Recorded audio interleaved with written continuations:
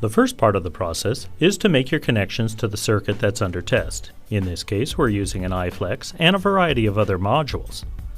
After making the connections, turn on the modules and make the modules discoverable, called the finding and binding process. Simply turn on the module. Make sure that you do press the radio button on each module. You'll see the radio icon noted in the upper left part of the display. That tells you that the module is in fact broadcasting. Make all of the modules discoverable to either the computer or the DMM, whichever one you decide to use. In this case, we're making a connection to a remote panel for looking at an HVAC system and the command from a thermostat to temperature on a Combicore boiler. And we're also making a connection back to a service panel to look at not only the command from these devices, but the current that's coming through to that circuit. Step number 2, turn on the meter.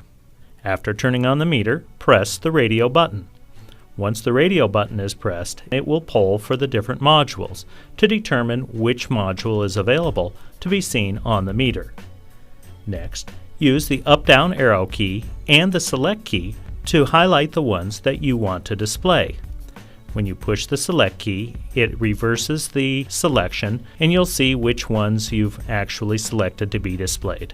At that time, make sure you push the up-down arrow button for 2 seconds to finish the selection process.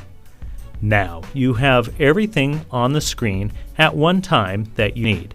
The designation of each module can be customized through the computer connection, which is covered in a later video. We have an AC module connected to the command from our thermostat, and the flashing radio button does confirm the connection to the multimeter.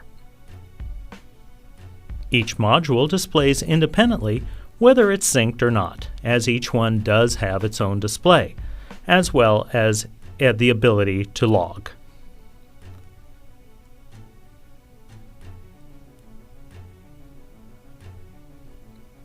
You can see here we have 3.1 amps going through the circuit.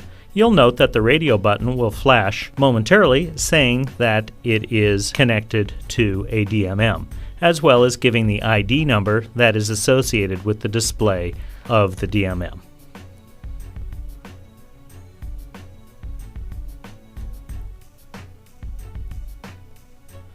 You'll also note that on the DMM we are connected to voltage and we're taking a look at frequency in this case, so the DMM can actually have a 4th reading.